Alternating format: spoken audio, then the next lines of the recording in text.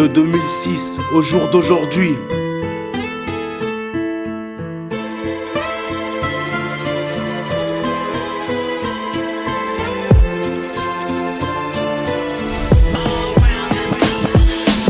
Encore une fois, je sombre dans la dépression. Des mois et des mois à me poser les mêmes questions.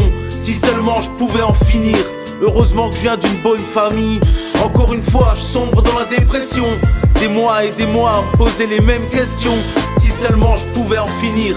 Heureusement que je viens d'une bonne famille.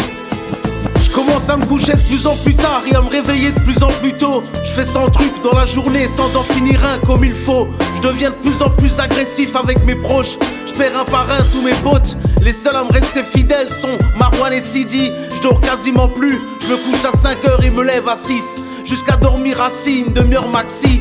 J'ai comme l'impression que mon cœur s'emballe. J'ai mal au crâne et je fatigue à attendre que la douleur s'en aille. C'est reparti pour un 12e séjour en psychiatrie. Drogué au médoc et au risperdal. J'ai l'impression d'être banni.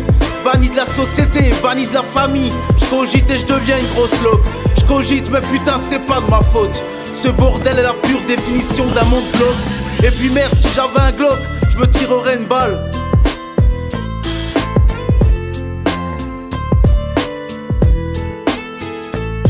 Encore une fois, je sombre dans la dépression. Des mois et des mois à me poser les mêmes questions. Si seulement je pouvais en finir. Heureusement que je viens d'une bonne famille.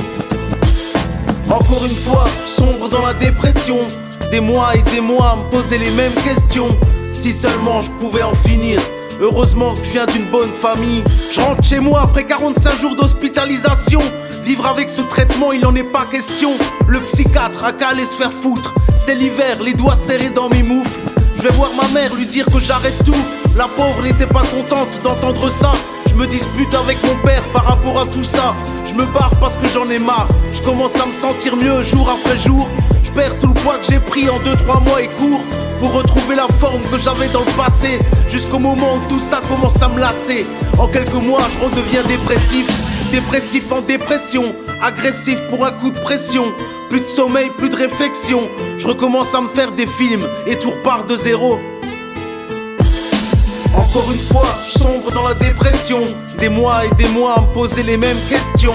Si seulement je pouvais en finir. Heureusement que je viens d'une bonne famille. Encore une fois, je sombre dans la dépression. Des mois et des mois à me poser les mêmes questions. Si seulement je pouvais en finir. Heureusement que je viens d'une bonne famille.